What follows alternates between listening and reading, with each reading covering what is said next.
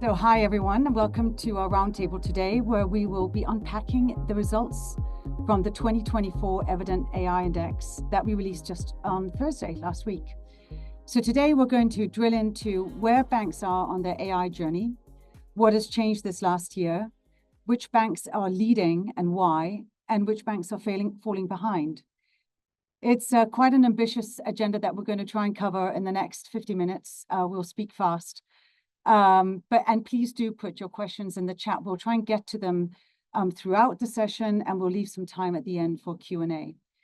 I'm joined today by my great colleagues, Annabelle Ailes, who probably needs no introduction at this point. She is the co-founder and co-creator of the Evident Index. And then Colin Gilbert, VP of Intelligence here at Evident. Colin leads up all of our content assets, including the latest key findings report. So I'm going to hand over to Colin in a moment, who's going to drive the session today. But first, I just wanted to remind that we did release this index on Thursday. It is the third edition of the Evident AI Index. And the rankings measure the AI maturity of the 50 largest banks in North America and Europe. And what we're trying to cover today is not only the methodology, but also the overall results, the profiles of the leading banks, some regional takeaways, and some key findings from the individual pillars. And again, do put your questions into the chat and we'll get to them throughout. So just reflecting on the release last week, which did get a lot of media attention, which we're very grateful for, of course. But I think upon reflection on that attention, it does tell us a few things. One which is just how much has changed this year, and the attention on the index is sort of trying to look at what has changed and who has changed and what are the activities been across the banks. And the other point is that it shows the importance of the topic and also how important it is for the future success of the banking industry. And third, probably not least, also the need for data-driven insights to help sort the fact from fiction. But before I hand over to Colin, I just wanted to point out that, of course, the index is probably the most visible thing that you see from us, but we also do a few other things that I just thought was worth flagging. From the index, we talk to many of the banks inside the index, but also outside the 50 that are ranked, where we talk directly to them about what's driving their ranking through a diagnostic where we go deeply into strengths and weaknesses and what one can learn and best practices from the leading banks. We are also doing an outcomes benchmark, which is a private benchmark on use cases and the ROI. So that's really the sort of inside out, looking at where the funding and where the AI money is going, how many use cases are in ideation, testing, and production, where in the bank do they sit, and how does a bank measure the ROI on that? And of course, our membership is partly enables people to track throughout the year, as we do in real time, the data underpinning the index, but also our symposium. We've hosted one in New York last year and in London in June, and we're about to welcome everyone to our second AI symposium in New York, which is on November 21st. So if you want to participate and join us on that day, then please do get in touch if you haven't already received an invitation. So with no further ado, I am going to hand over to Colin Gilbert. Thanks, Alexandra. And it just struck me, actually, that I've moderated sessions with both of you independently, but this is the first time we've done one all together. And while it's absolutely nothing new for us to be bickering about the index on a three-way Zoom call, I don't think we've ever had this captive audience before. So this is really exciting today. So I want to start by continuing on that same thread in terms of the definitional issues. And I want to bring Annabelle into this conversation right off the bat.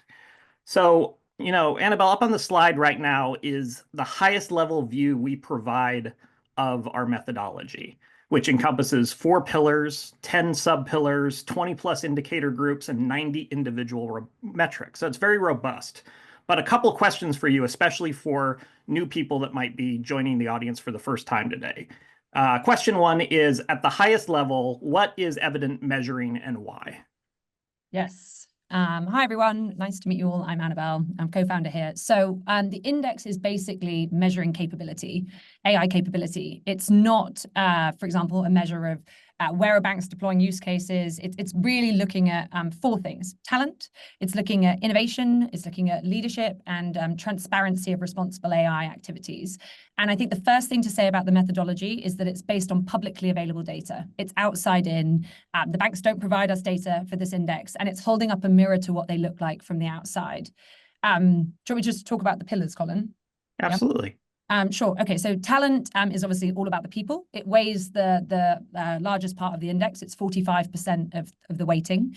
Within talent, we're looking at two areas: capability, which is how much talent is there in the bank. We look at about 240 different types of roles, spanning AI development to model risk to implementation, where we look at data engineering, AI product management. We look at AI-focused engineering positions like software engineering positions. We look at talent development, which is all about the training and career development initiatives, the hiring initiatives, the gender diversity of the AI teams. Obviously, lots of banks putting a lot of focus on training and career development over the last year, and I'm sure we'll talk about that more later. The second pillar is innovation. This is sort of the innovation strategy of the bank. This weighs 30% of the index. There are three sub-pillars. So the first is research and patents. What are banks doing when it comes to cutting edge AI research? What are banks doing when it comes to AI-focused patent filings, which is something we see a lot in the North American banks? It's looking at ventures, so investments into AI startups, data startups, partnerships with specific vendors, with the big tech companies, and also with academic institutions. The open source community, what's the bank's stance on open source? What are they putting into GitHub? What repos are they putting there? Leadership is the third pillar. That's really about the bank's narrative. So AI narrative is about the corporate narrative. What is the bank saying in annual reports, in investor materials, on the website, on company-wide social channels? Executive positioning is what the leaders are saying. And for the whole leadership pillar, it's not just how much are they talking. It's really important to look at what's being said. We'll talk more about that later on.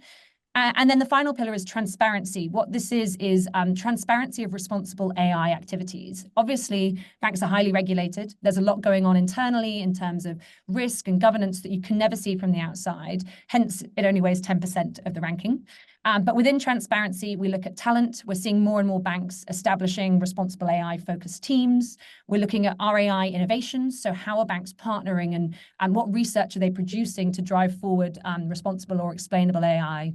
And then we look at RAI leadership, which is all about what is the bank's stance publicly, what is the bank communicating about responsibility and ethics at the most senior level of the bank. That's a high-level whistle-stop tour. Yeah. And Alexandra, briefly back to you. When you describe what the index is and is not to the public, what is the right word to capture at the end of the day, everything that Annabelle just described, what it feeds into? Is it maturity? Is it capability? Is it readiness? Is it all of the above? Yeah. Yeah, I mean, it's a real sort of, we're looking at the capabilities of the bank and what it says about their ability to grow in the future, basically, right? So if you're tech mature, then you're going to be better placed to bring up productivity, revenue gains, and so on. Looking at this squarely on a with a focus on AI and looking at the future capabilities of the banks, this is a very good proxy of where the banks are going to be able to cut through, develop and deploy AI for future financial gains. So when we're looking at capabilities, we're really looking at sort of how, it's a forward-looking indicator. As Annabelle said, that, we're not looking in this, the public index, not looking at sort of where exactly are the use cases deployed. That's something we get to in the outcomes benchmark with the survey data. But when you're looking at this index, you're really looking at the strength of the ecosystem, the AI ecosystem of the bank, which tells you that it is very well set up to harness the technology and implement it in the bank. And then, Annabelle, last question before we get into the meat of the key findings report and the results, is that, this ranking does capture a snapshot in time. So for our customers and members of the public and members of the media that put the 2023 ranking next to the 2024 ranking, what's changed and what hasn't year over year from a methodological perspective? Yeah, for sure. So I don't think, like, at a high level, there haven't been that many changes in terms of the weighting of the pillars, and the same pillars exist. And I just going back to Alexandra's point, I think it's because we still believe that all of these areas of the index are going to be what's critical to move from an individual use case strategy to scaling use cases across the bank organization wide, essentially transforming to being AI first.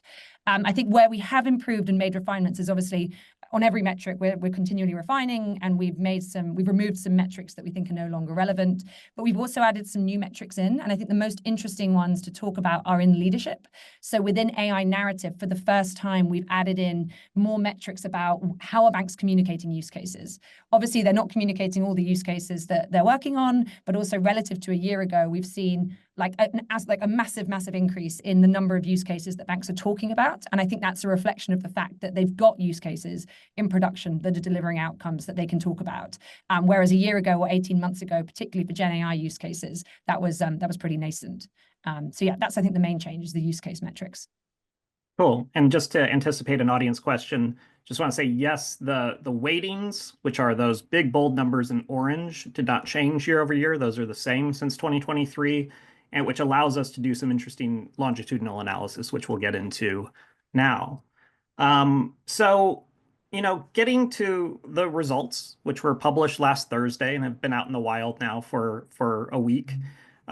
This is the top 10 in 2024.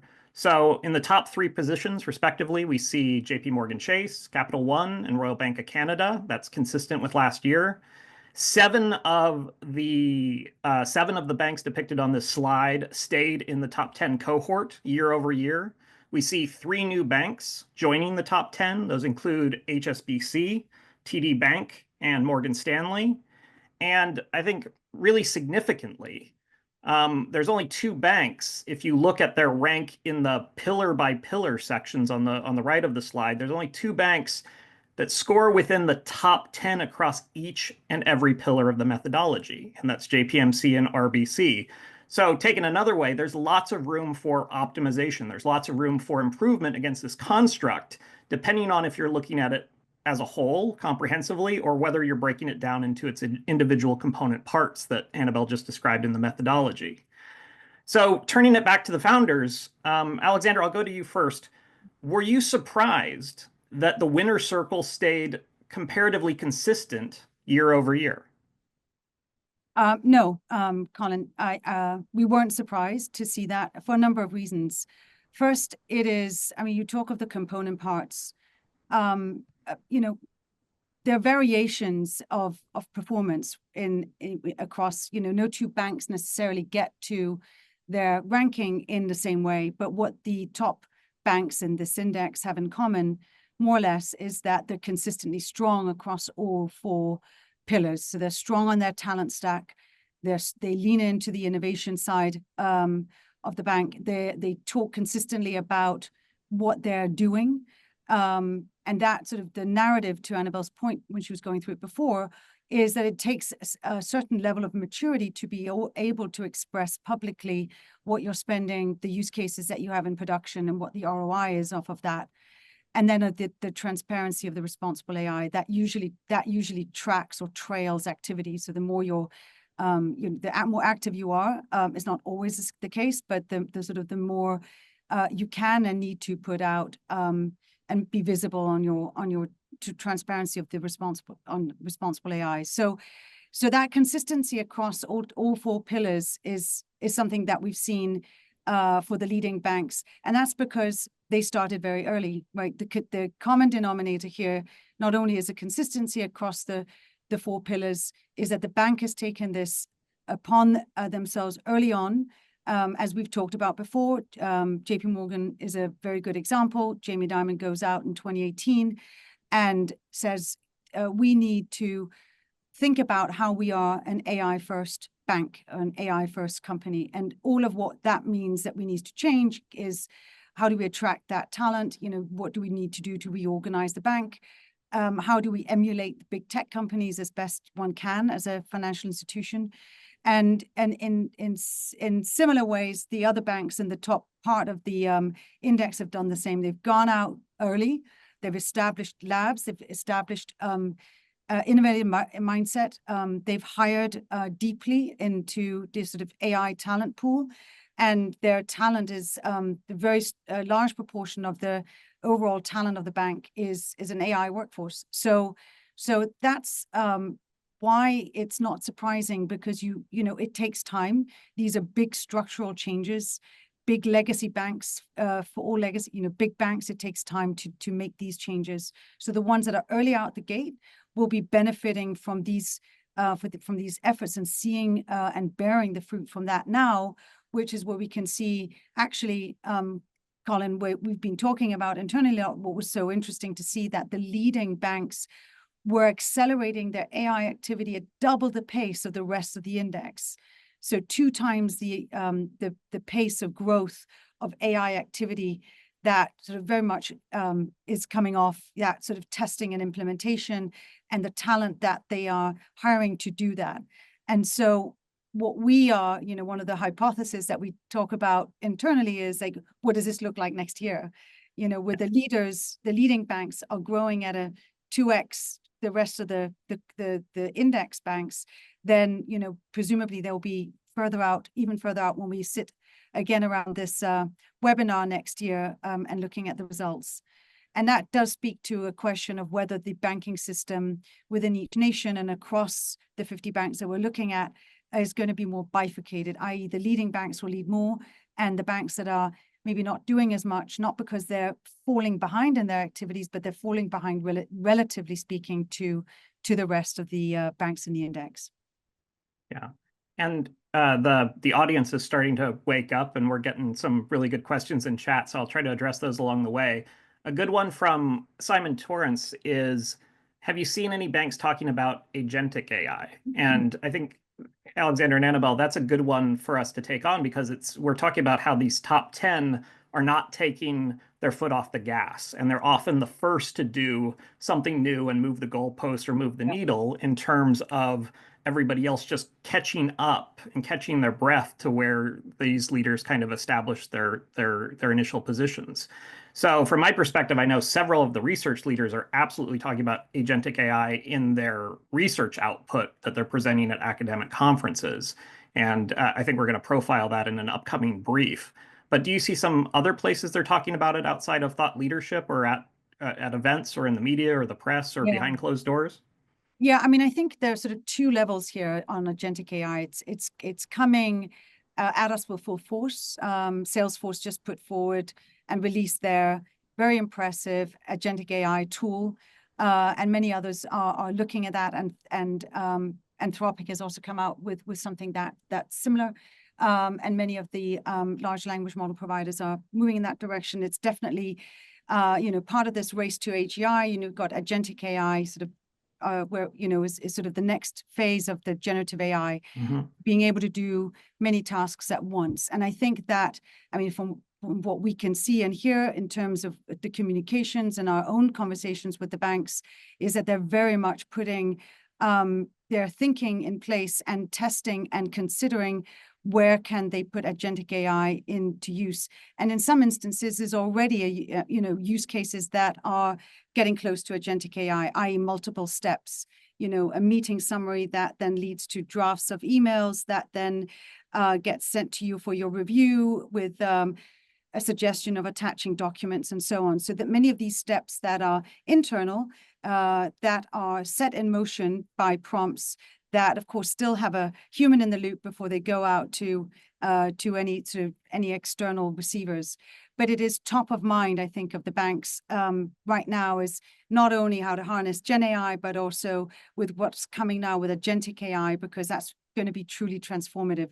And that's where we're really into this debate around the AI workforce. If you're looking 2 to 3, 4 years forward, if everyone has an assistant, we've got to be looking at what is the penetration of AI or agentic AI in the banks. And maybe that's something we'll consider for some future indexes or incorporate in a year or two, sort of that penetration of the AI assistant, of the AI workforce in the bank.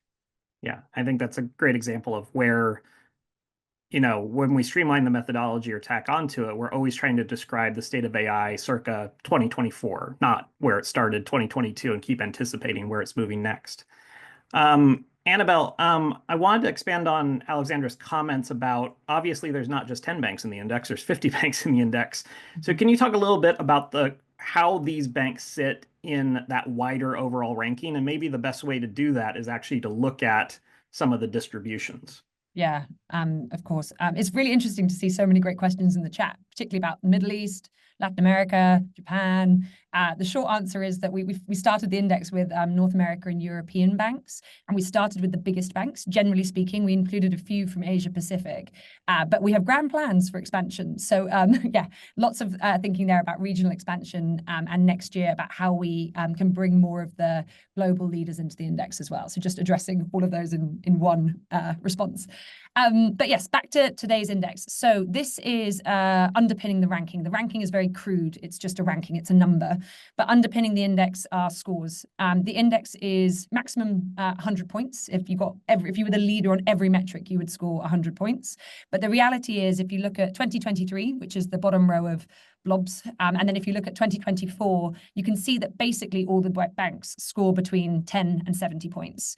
And so I think a few things to call out here. If you look at 2023 versus 2024, the first thing to say is on the right-hand side, you've got 3 banks that are still kind of the breakaway banks. You've got JP Morgan, you've got Capital One, you've got RBC. And like Alexandra said, those haven't really changed. They haven't changed their ranking year on year, but you can definitely see Capital One really accelerating to catch up to JPMC at the upper end of the index, and also all of those banks accelerating even further.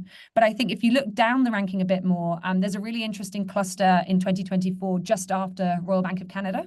So there you've got the likes of Wells Fargo, you've got the likes of Combank, you've got UBS and HSBC. They're beginning to break away from the pack as well. So they've really accelerated over the last year, and I'm sure we'll talk more about what they've been doing in a minute. But that's something to call out, is there's that new cluster of breakaways. And then the broader point, though, is that just across the index as a whole, we've seen just an incredible acceleration. So 41 out of the 50 banks improved their scores year on year. And for reference, the bank that ranks 18th this year, which is NatWest, last year would have been 10th. So particularly, I think Alexandra's already sort of alluded to it. In the upper part of the index, we've really seen banks accelerating. It's towards the lower end of the index. We've seen some declines overall, like in scores year on year. So it's really just this point that the sector as a whole has been doubling down, and that's been even more pronounced in the top half of the ranking. Which I think, just to expand on what Alexandra was talking about, and just to confirm, not the majority of the banks might be advancing, but they're definitely not advancing at the same pace. And Alexandra already introduced this concept of the top 10 banks moving faster, or moving twice as fast in terms of score. But I wonder if you could expand on it. And there's actually a good question from one of the regulatory affairs team, which is what is some of the regional advantages, which is where we're taking the conversation next. So you cited banks outside of the North American banks like Combank and UBS and HSBC that are starting to become part of this breakaway pack. Are all of them doing kind of the same thing, like AI upskilling, or does each of them have a different signature, a different way that they're becoming more competitive with what you have profiled last year and the year before? Mm-hmm. Do you want me to? I can start with that one, and then Alex. Yeah, that's okay. Yeah, absolutely. Yeah, you want to add to it. So yeah, I think obviously at a high level, this chart's just showing how much the top 10 are the fastest accelerators versus everybody else, but also just that there has been an improvement across the board. And I think banks are taking very different approaches. So I think even if you look at that top 10 that Alexandra was talking to earlier, you've got JP Morgan, you've got RBC. They're the only 2 banks that rank in the top 10 across all 4 pillars.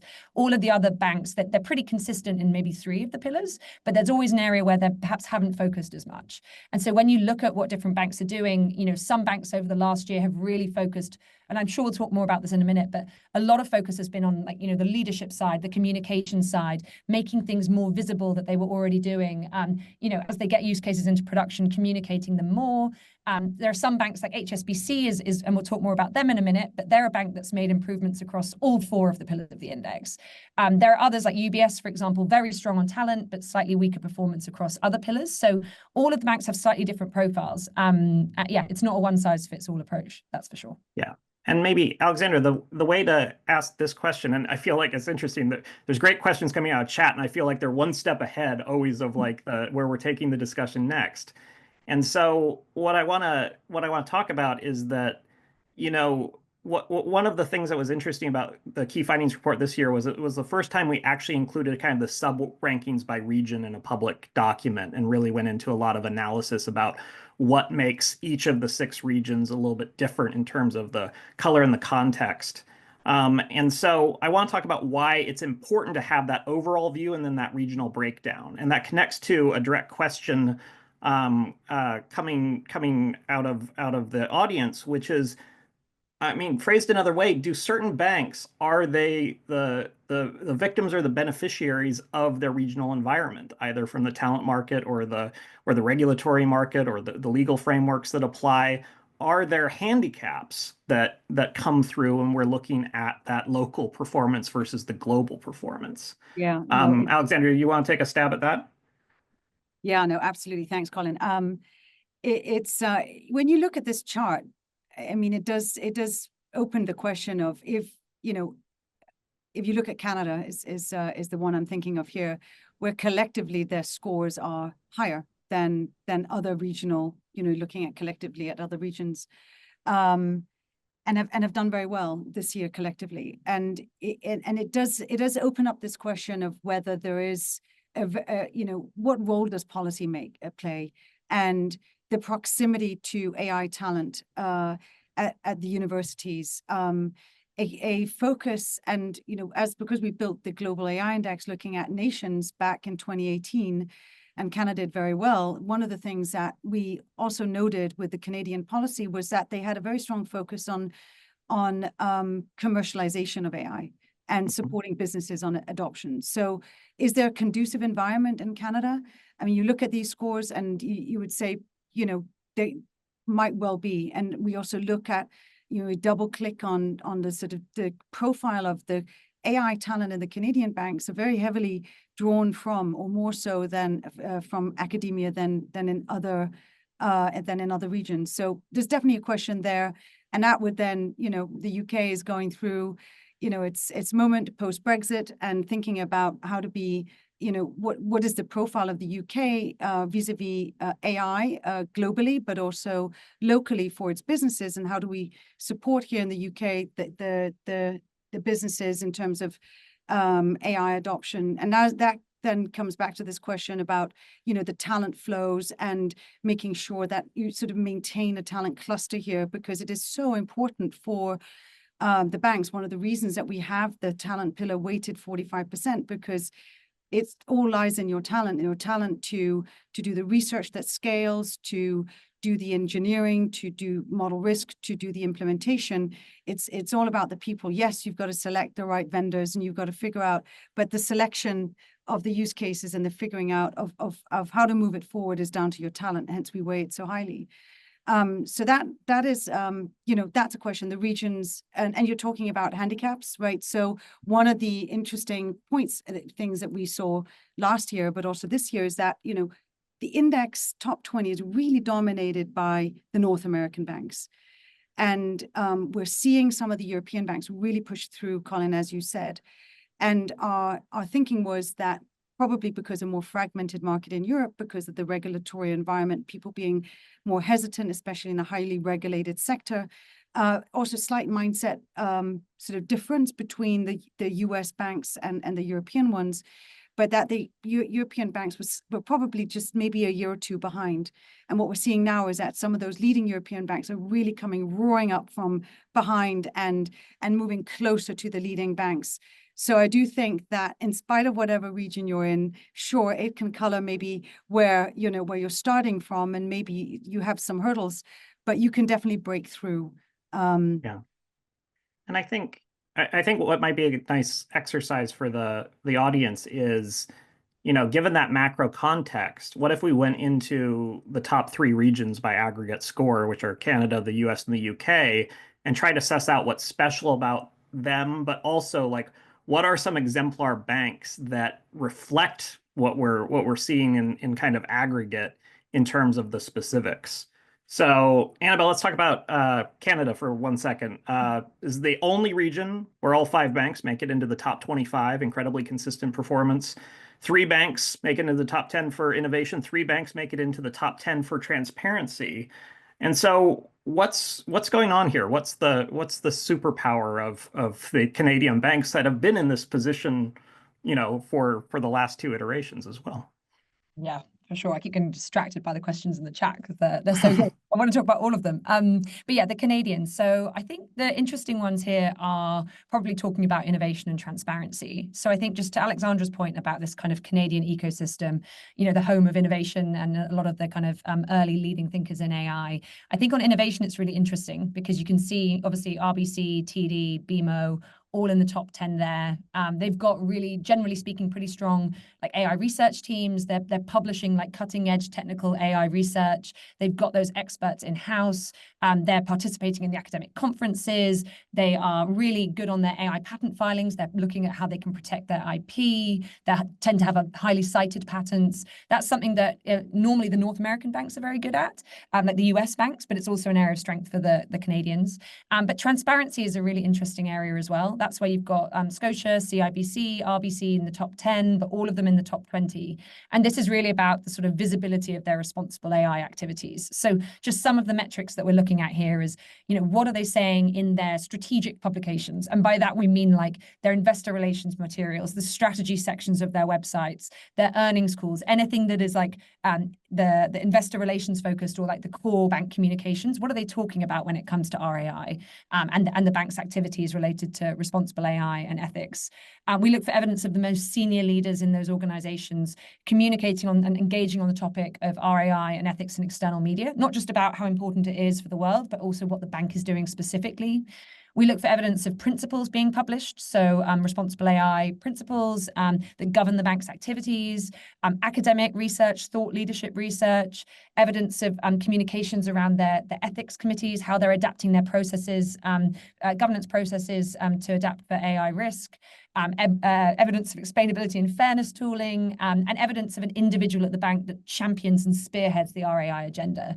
Those are just some of the metrics that we're looking at, and generally the Canadian banks are pretty strong across the board there. And I want to bring in an audience question and compare and contrast like what you just said with the US market just south of the border. And just for context, like Europe, we see, banks in the US market at the extreme top and extreme bottom of the market. It's very diverse. Unlike Europe, I'd say we see more momentum, and the majority of these banks are kind of gaining ground year over year instead of standing still in some cases. And a lot of that momentum is tied up in this innovation pillar, where North Americans just dominate research. They dominate patents. They dominate the venture community. And so the question that's coming out of chat is,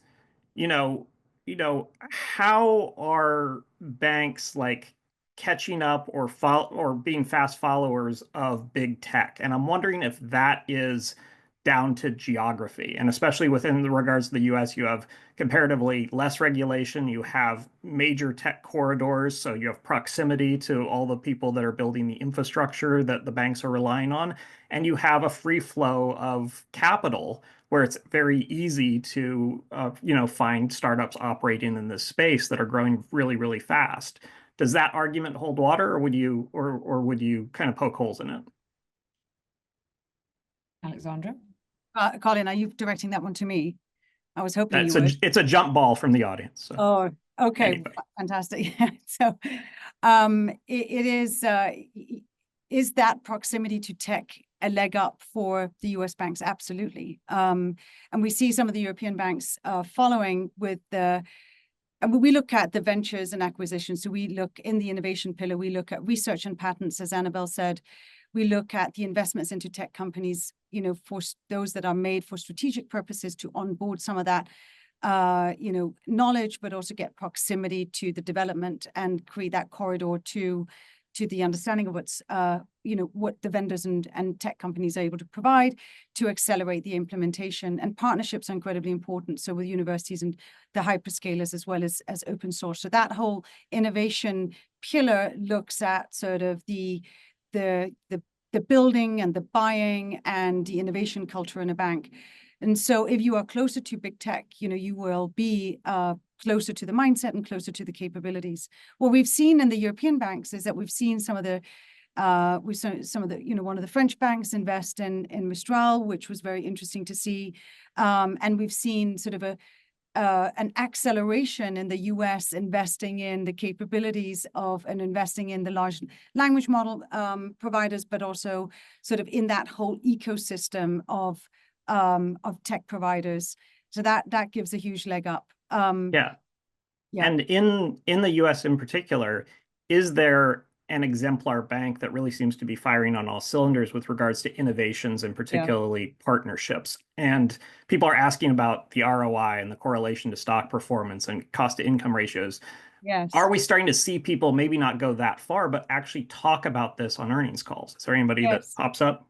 Yeah, well, I mean, very handily, you've got Morgan Stanley on the screen there, which is a great one to pull out, not only because it is a bank that really stands out on the innovation pillar. As you can see here, it's gone up by 3 positions on innovation. Innovation is no easy one to change. It's a lot of structural change and a lot of thinking and a lot of funding that goes into making that advancement in innovation. As I said, on the research side, patents, it takes a long time. The investments take a lot of thought and effort and partnerships as well. And open source, and Morgan Stanley is leaning into all 4 sub-pillars of the innovation pillar, which is quite unusual. And as you alluded to, Colin, that was something that Morgan Stanley's CEO Ted Pick was picking up on in the Morgan Stanley earnings calls last week, when he talks about that edge is becoming sort of proprietary edge for Morgan Stanley, and how they're leaning into deploying AI use cases, and they've got Debrief and many others that they're sort of rolling out across the bank. And as many on this call will know, it was also they led a partnership way before ChatGPT was released, led by Jeff McMillan back in 2022, I think, or early 23, with a partnership with OpenAI, which really gave them a sparring partner to work out how do we figure out what Gen AI use cases are, and how do we work with the models and fit them onto our data. And they've had a great early start in that, and really starting to see the fruit and the benefits of that. And they keep leaning into that innovation pillar, and we see that strengthening.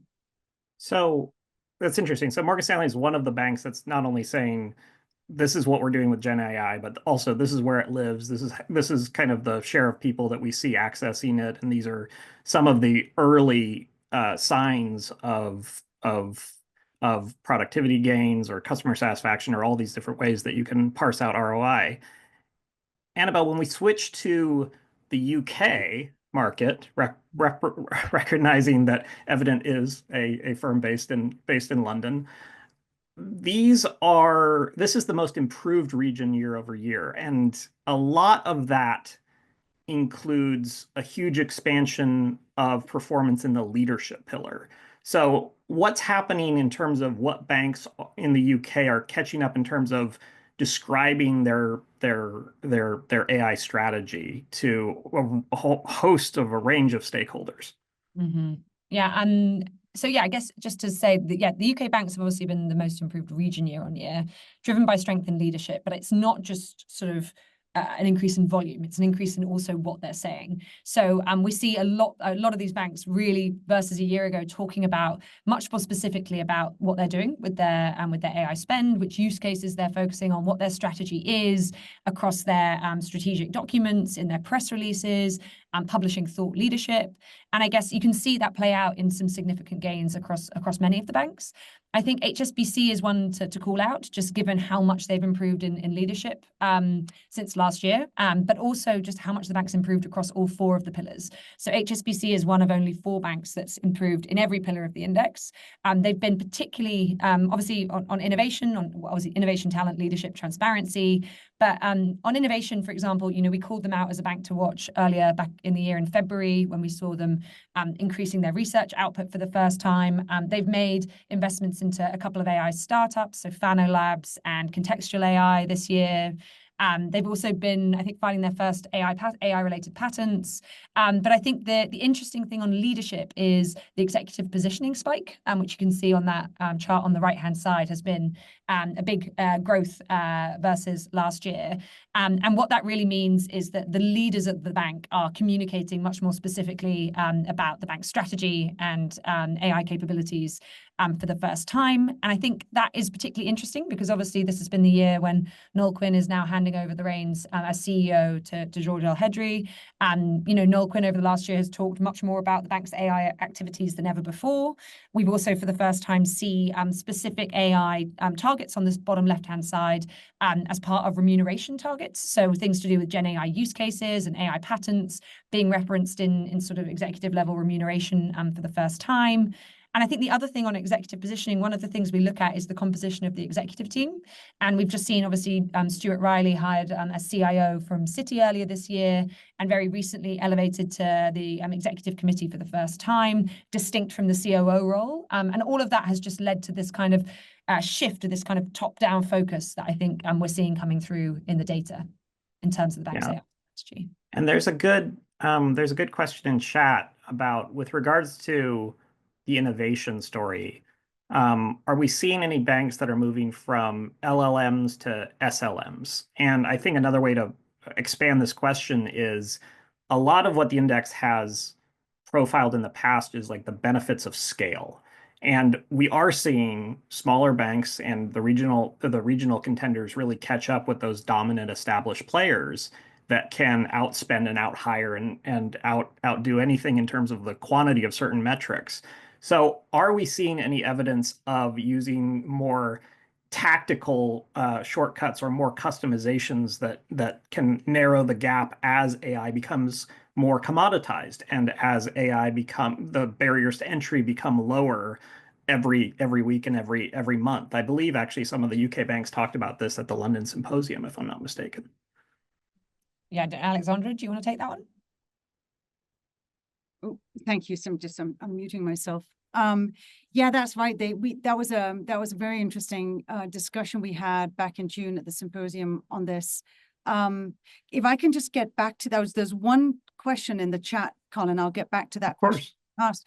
But I just think that we went over quite quickly this question of impact and the returns. There's so much pressure on the bank showing returns, and we're seeing some of the banks, JP Morgan and DBS, is the two only actually talking about ROI, specifically with numbers associated with it. But we're seeing a lot more.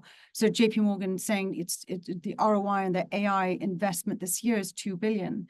And we're seeing many more banks come in and talking about the actual impact. And I think just to go back to that Morgan Stanley point, this question around the expected return from efficiency gains or productivity gains from the tools that they're rolling out across the bank, and how that is going to, increase, and what does that mean? Does that just make them, the financial advisors in the wealth management division, for example, just more effective, meaning that they can go and grow their portfolios and they are going to get and grab more market share? So one of the things that, of course, we're watching is, what does that mean in terms of the bank's growth trajectory?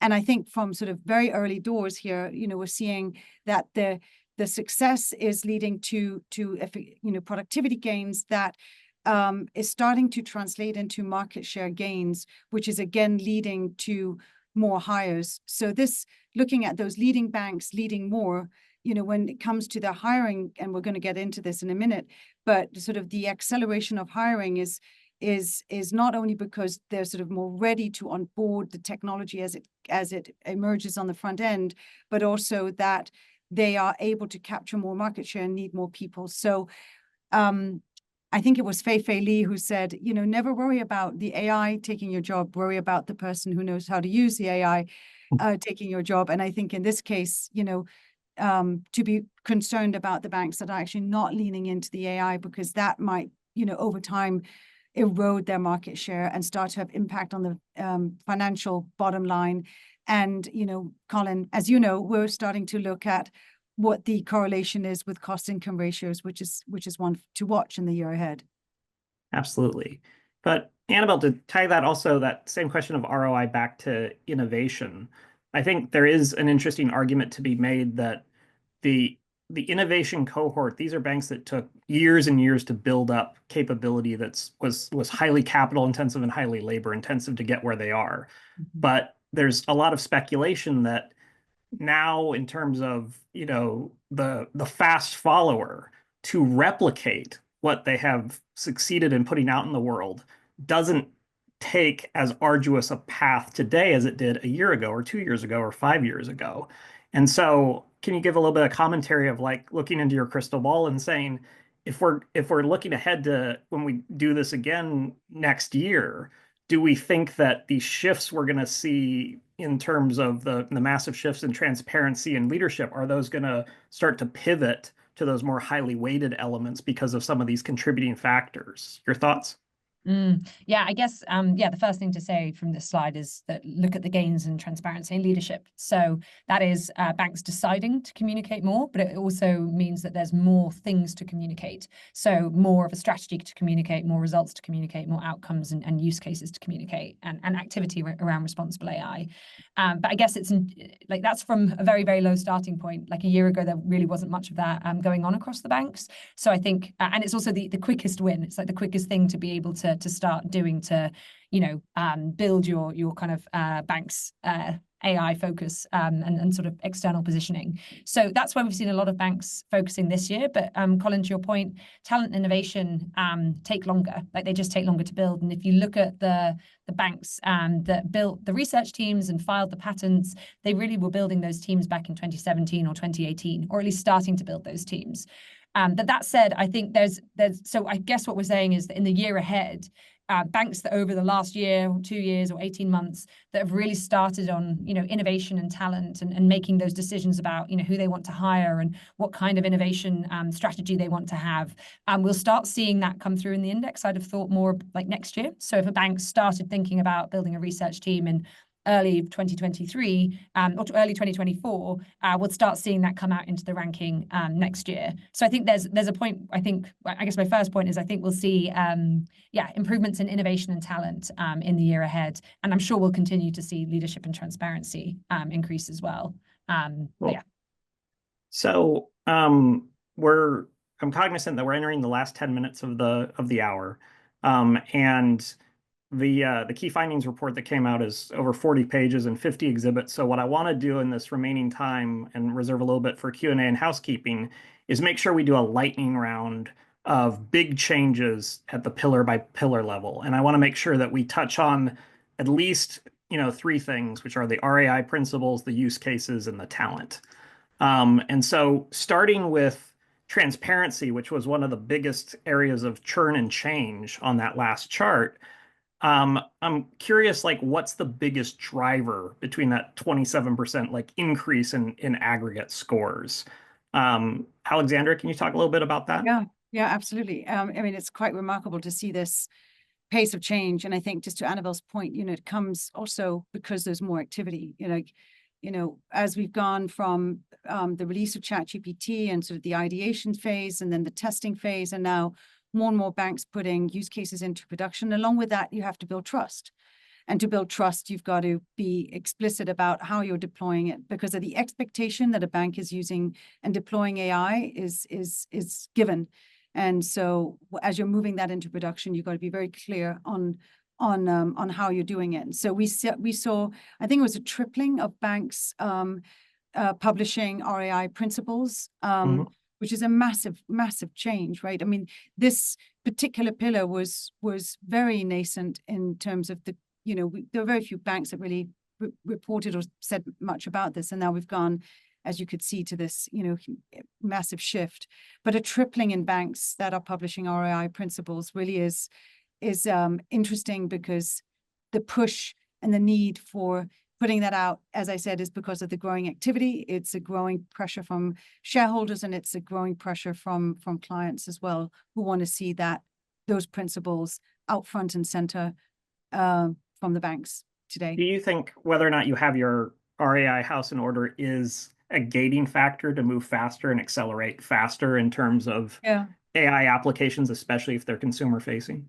Yeah, I mean, when we talk to the banks about like this the big question around the time to production of getting a use case from ideation into production, looking at some of the things that slow a bank down, one is data infrastructure, another can be not the right talent or not enough funds put towards it, but often it's around governance and with the responsible AI side of things, and looking at, getting your house and your architecture from a model risk perspective in order, getting all of your RAI principles and teams in place to address the questions that arise from putting Gen AI into production is incredibly important. So the answer to that is yes. If it isn't in-house, then it can slow down getting use cases into production, and it can be a meaningful slowdown in that time to production. One thing that I thought was really interesting off the data this year, looking at, we tracked the patents all the way back to 2012.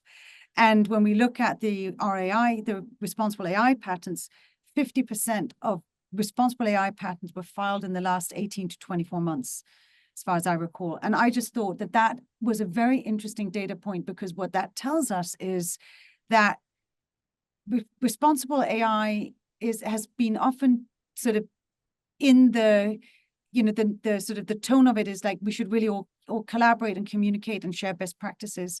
But I wonder if it's moving into a much more competitive space, where the banks are seeing a competitive edge to ring fence and IP responsible AI tools that would allow them to move faster and others to move slower, or make it a line of business in the bank itself. Yeah.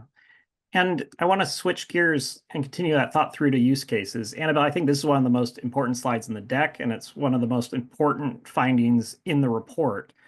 So when you're talking about the methodology, you talked that we changed a little bit, or we advanced how we were absorbing and digesting and scraping all of the use cases that are being reported on official direct channels, whether that's investor relations materials or direct press releases.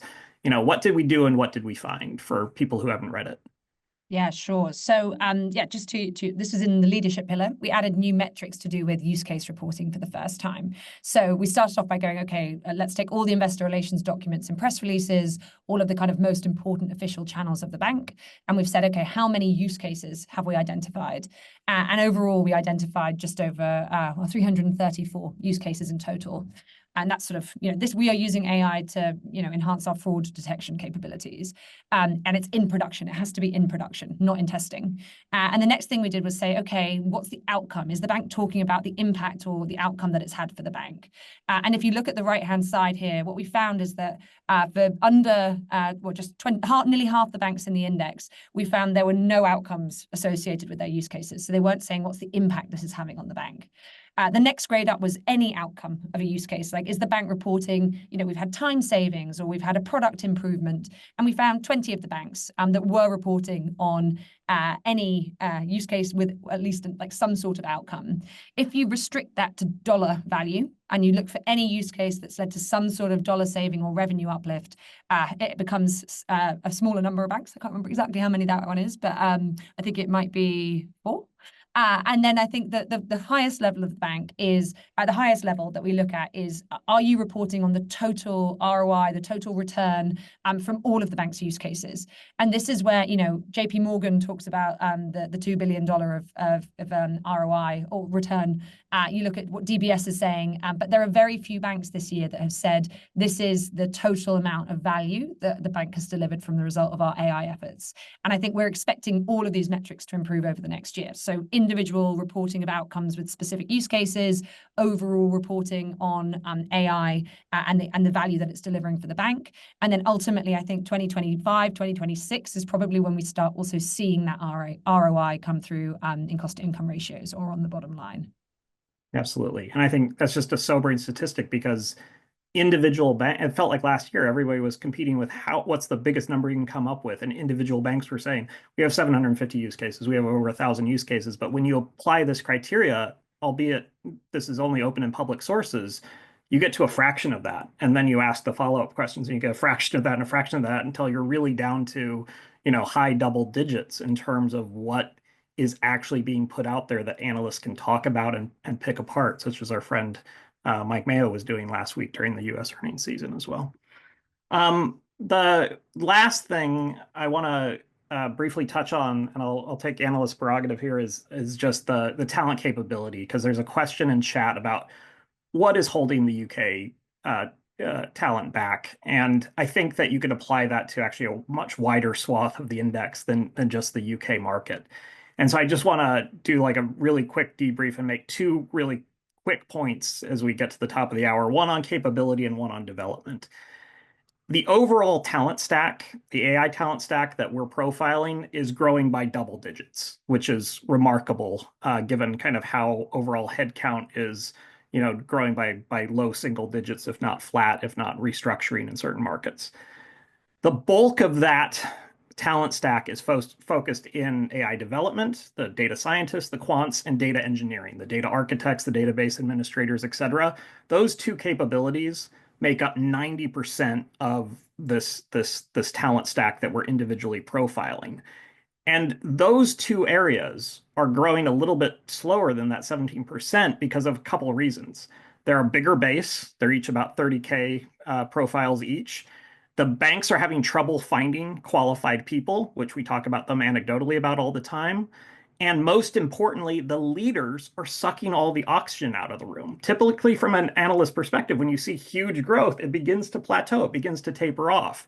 But the big three banks in terms of AI development, which are JPMC, Capital One, and Wells Fargo, are responsible for nearly 20% of the AI developers and 20% of the growth year over year. And so there's not a lot of room for the rest of the cloud on this slide to maneuver. And that's why when we're talking about biggest movers, we talked about HSBC, we should also talk about BBVA. They're one of the people that when you normalize for size, they're starting to just show amazing progress. And it's not overnight. If you're following a lot of our dispatches and the other insight reports, it's because they've been working on this for a long time. They set up a data university 5 years ago. They hired 3,000 data and tech professionals they plan to hire 2,400 data and tech professionals next year, and they hired 2 to 3 times that over the last 24 months. They've released 3,000 enterprise licenses for OpenAI, and they're starting to build up AI factories that aren't in Spain, but are in Turkey and Mexico and other AI hubs to work this individual problem. And so I think it's not only significant to call out these outliers, but the other thing is like, if you're really encountering headwinds, can you do? And I asked that question earlier about what we think, gazing into our crystal ball, is going to change most year over year. I think it's going to be talent development, because this is where we're seeing, regardless of what talent development thing we ask about, we're going from minority adoption to majority adoption really, really fast. And typically what we ask about is like, is there any AI specific curriculum? Is it a continuing curriculum? And if so, is the curriculum becoming more specialized? And only about a third of the banks meet that highest criteria right now. So there's so much room to grow. And this is where the European banks are investing really, really heavily. With that, we have 1 minute left. Alexandra, do you want to take us home, and we'll keep monitoring the chat for any final questions? Yeah. Thank you so much for driving the session so well, Colin. As always, there are so many great questions in the chat. So I'm going to say that we'd love to get back to you individually on these questions in the next couple of days if we have your emails. But they're so good. From Brazil, yes, we'd love to do a regional index in Latin America. From Japan, yes, we're planning to do, we hope to do some more banks in Asia. The way to participate is get in touch and we can talk about that. But I do want to flag before it turns to a minute past and we've got to close, is that we've got our upcoming symposium, as I mentioned at the top of the hour, which is in New York on November 21st. And we'd be delighted to see you there, where we can continue this conversation with the great community of banks, of tech companies, academia, policymakers, that will spend an entire day talking about AI adoption, the hurdles, the opportunities, what's on the horizon, the politics, the geopolitics, the regulation, and so on. So with that, I'm going to hand back to you, Colin, and close off for today. And yes, and please do sign up to the brief, where we put all of our thinking in, and our most recent and up-to-date data as we track it through the year. And so if you haven't already signed up to the brief, please do. Excellent. Thank you, everybody, for your time and attention. The key findings report is available now. We are scheduling the diagnostic sessions to go through not how the bank scored, but why they scored the way they did with members of our community. And in addition to thanking everybody who joined the webinar today, thank you to the wider Evident team. Putting out these rankings is a Herculean effort between the data science team, the intelligence team, the client services team. So congrats to everybody. And we look forward to seeing everybody in the next couple weeks before the end of the year.